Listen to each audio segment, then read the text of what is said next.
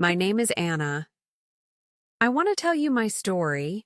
It is not an easy story, but maybe it can help someone. Maybe it can help you. I used to live in a nice town. It was not big, but it was friendly. I had a good job. I worked in an office. I helped people with computers. I liked my job.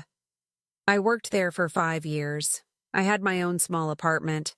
It was cozy and warm. I had pictures on the wall. I had a comfortable sofa. I felt safe there. Life was not perfect, but it was good. I had friends. I had plans. I thought my life was set. I thought I knew my path. Then, one day, everything changed. I went to work like usual. My boss called me into his office. He looked sad. He said, "Anna, I am sorry. The company is closing. Everyone is losing their job." I could not believe it. I felt cold inside. My hands started to shake. "Closing? But why?" I asked. He said there was no more money. It happened so fast. That same day, I packed my things from my desk, my favorite mug, a picture of my family, my pens. It felt unreal. I walked out of the building.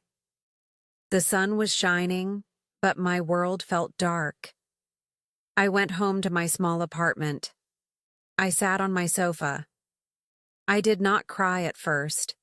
I just felt empty, like a balloon with no air inside.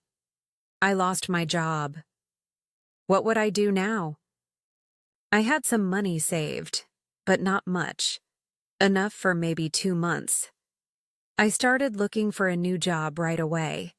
I sent my information to many places. I went to interviews. But the town was small. There were not many office jobs.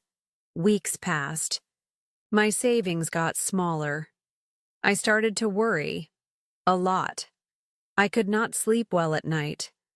I looked at the ceiling. I thought about money. I thought about my future. It looked dark.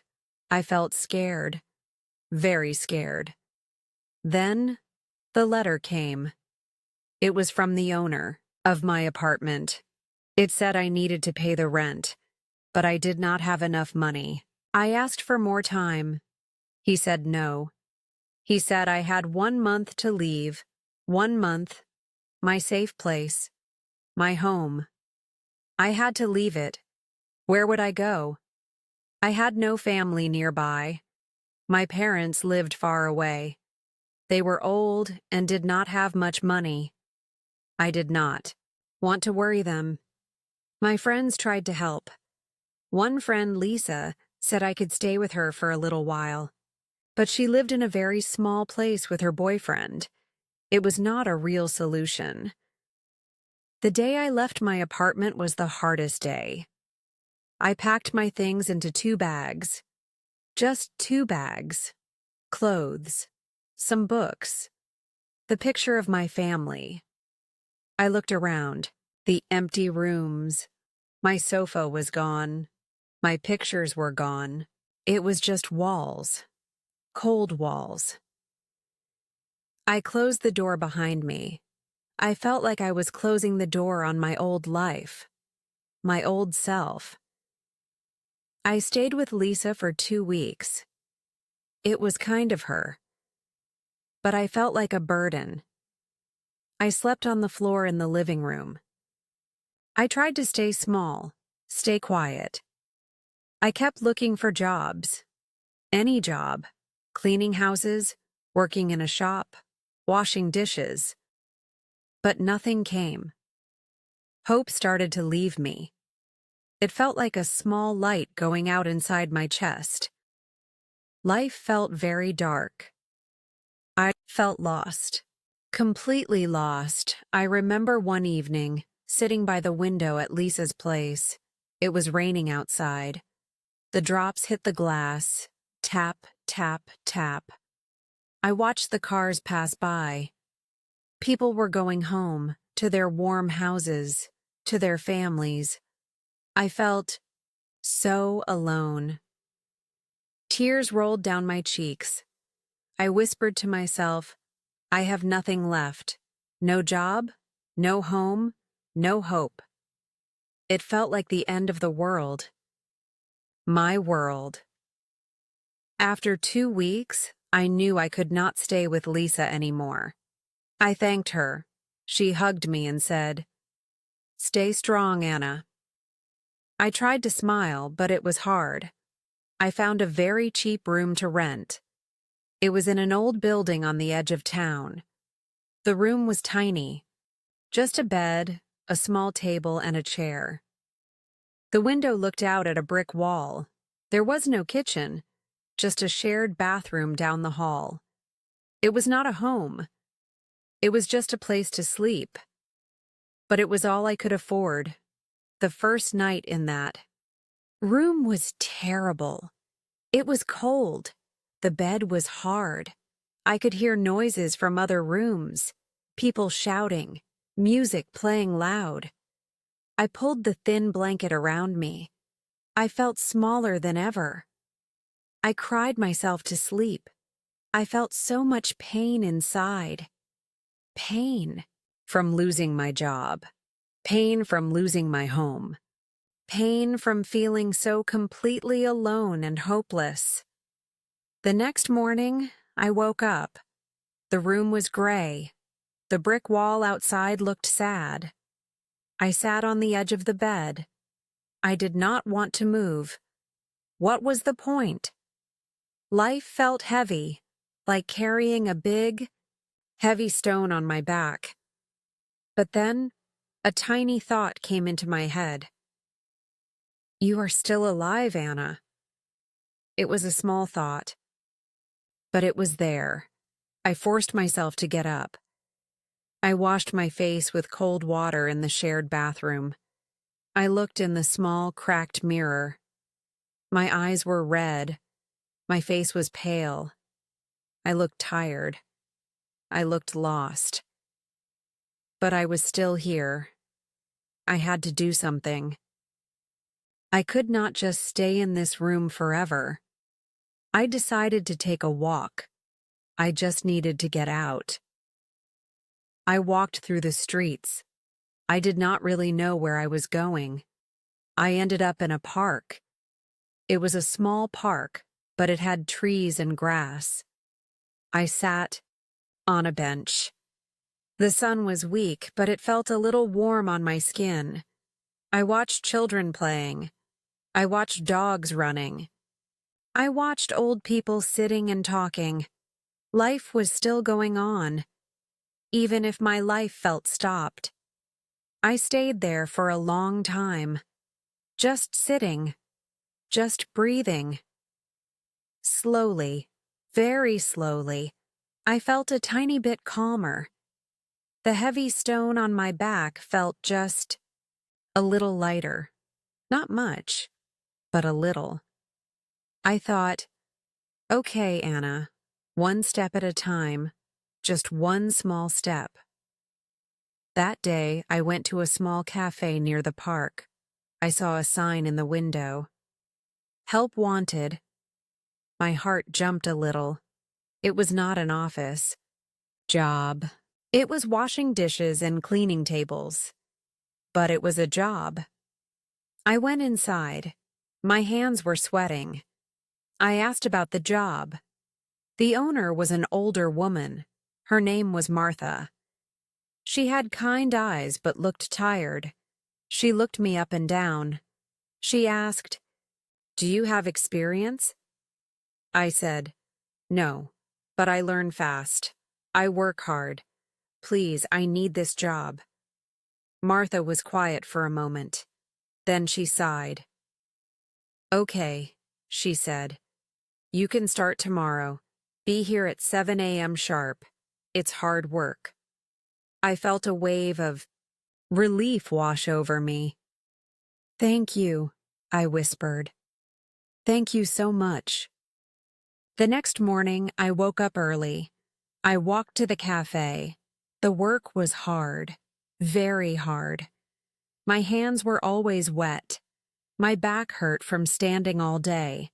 The kitchen was hot and noisy. I washed endless piles of dishes. I cleaned sticky tables. I swept the floor. Some customers were nice. Some were not. They didn't see me. I felt invisible sometimes, like just a pair of hands washing their plates. It was not the life I dreamed of. It was not the job I wanted. Sometimes I felt ashamed. I used to work in an office. I used to wear nice clothes. Now I wore an apron covered in food stains. But every evening when Martha gave me my pay, I felt something. It wasn't happiness, not yet, but it was something solid. I earned this money. It was mine. I could pay for my small room. I could buy food. It was a start, a very small start. I worked at the cafe for many months. Life was still hard. My room was still small and cold. I still felt lonely sometimes. But I was working. I was surviving. I learned the names of the regular customers. Martha started talking to me more. She told me about her life. Her husband passed away years ago. She ran the cafe alone. She worked very long hours. She understood hard times. One day, Martha said, "Anna, you are a good worker. You are quiet, but you are strong. I see it." Her words felt like a warm hug. No one had said I was strong in a long time. It made me feel a little bit taller inside. Slowly, I started to save a tiny bit of money again. Just a few dollars each week. I kept it in a small tin box under my bed. Seeing the money grow, even slowly, gave me a little bit of hope. Maybe things could get better. Maybe this was not the end. Near my small room, there was a little community garden. It was just a small piece of land between buildings. People from the neighborhood grew vegetables and flowers there. I often walked past it on my way home from the cafe. One afternoon, I saw an old man working there. His name was George. He had white hair and kind, wrinkly eyes. He smiled at me. "Do you like gardens?" he asked. I nodded. "Yes," I said. "My grandmother used to have a beautiful garden." George pointed to a small empty patch of soil. "That spot is free," he said. "If you want, you can grow something there. It's good for the soul." I thought about it. I didn't know anything about gardening, but I remembered my grandmother's flowers.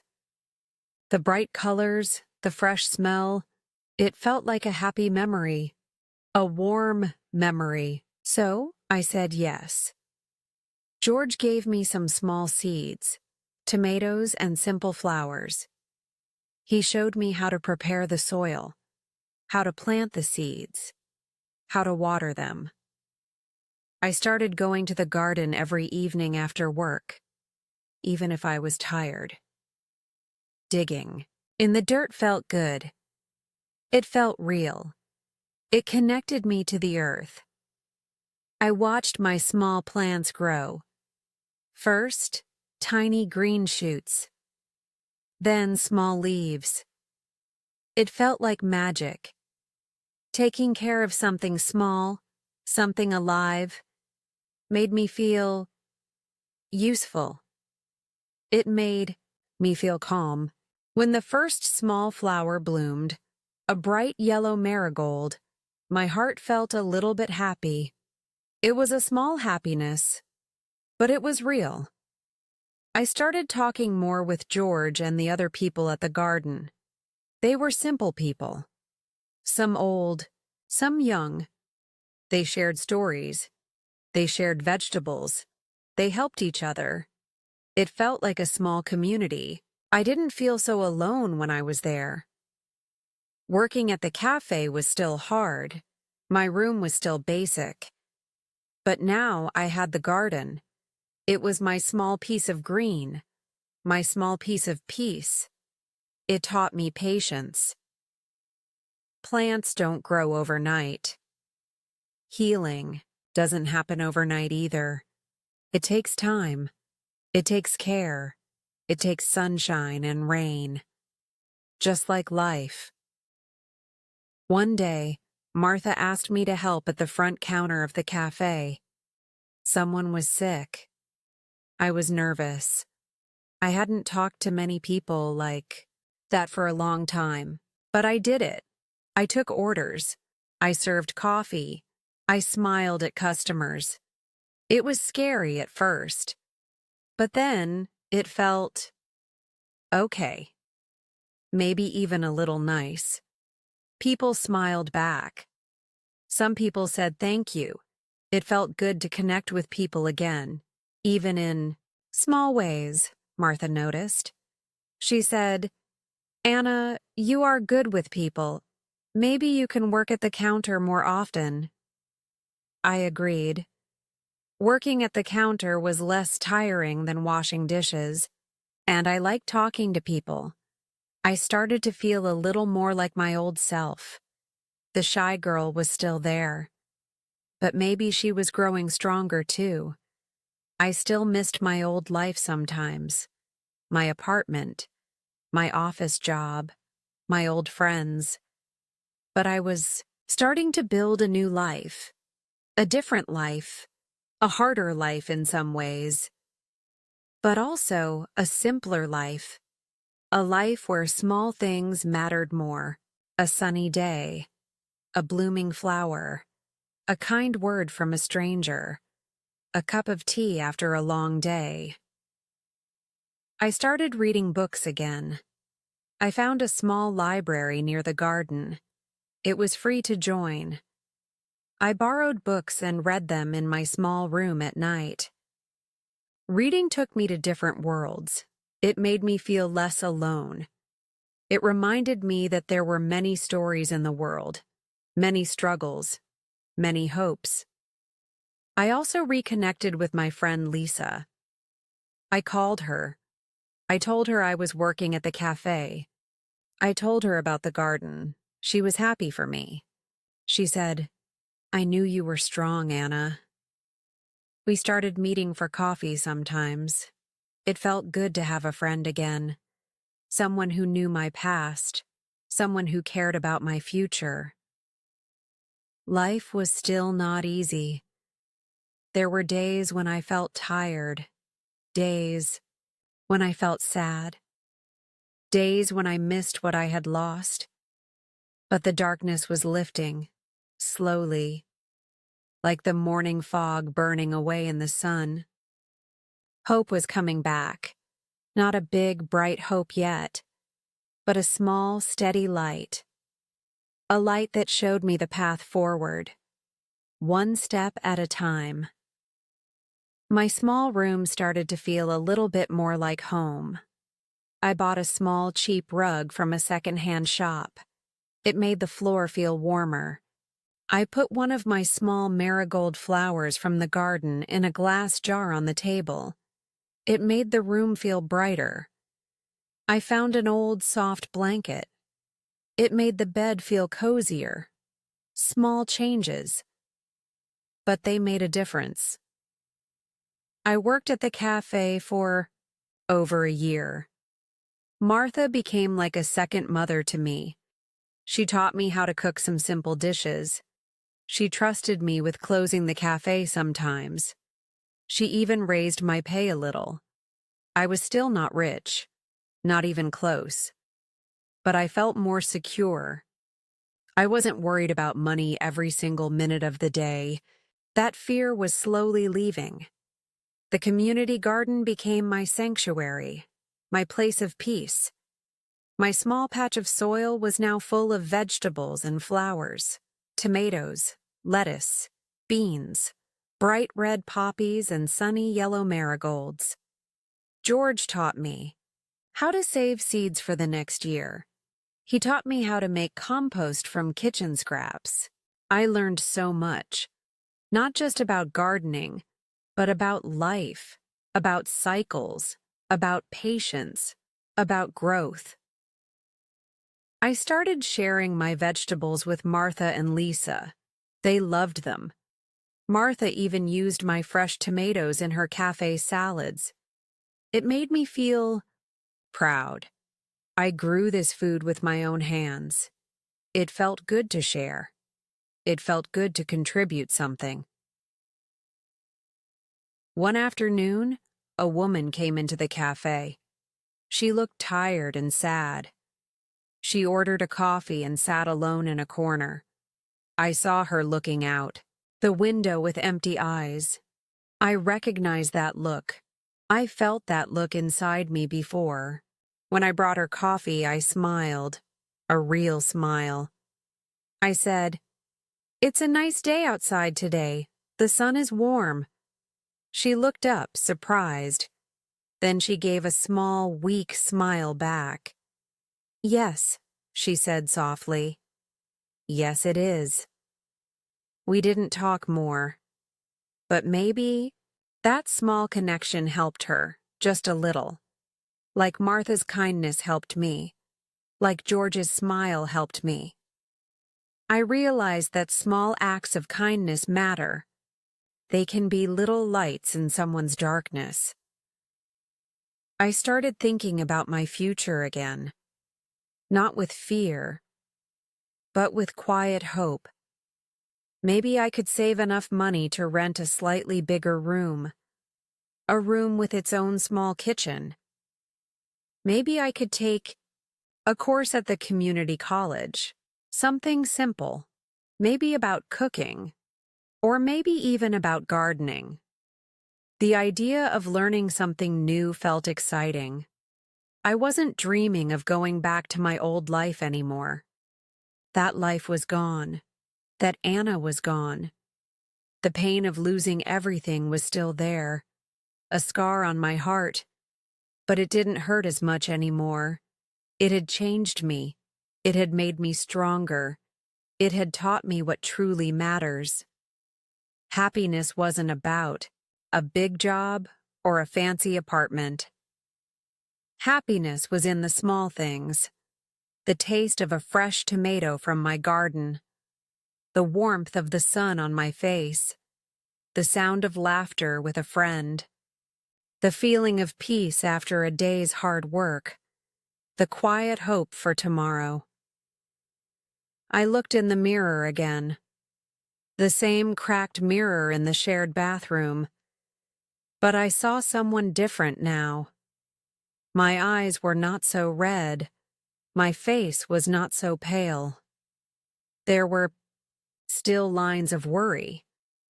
But there was also a softness. A quiet strength. I looked tired, yes. But I also looked alive. I looked like Anna. A new Anna. An Anna who had walked through the dark and was finding her way back to the light.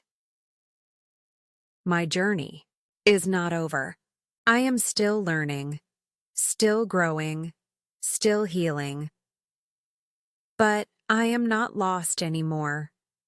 I found my way back, not by finding what I lost, but by building something new, something simple, something strong, something that is truly mine. If you are listening to my story, maybe you feel lost too. Maybe your life feels dark right now. Maybe you feel you have lost everything. I want to tell you, don't give up. Please, don't give up. It's okay to feel scared. It's okay to cry.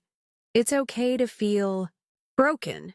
But know that even in the darkest night, there is always a possibility of dawn. Start with one small step. Just one. Get out of bed. Take a walk. Speak one kind word to someone. Plant one small seed. Small steps lead to bigger steps. Small hopes Grow into bigger hopes. You are stronger than you think. You can find your way back. Maybe not to the life you had before, but to a new life. A life where you can find peace. A life where you can find happiness again. Even after the pain, you can do this too. Keep going. Slowly, gently, one step at a time.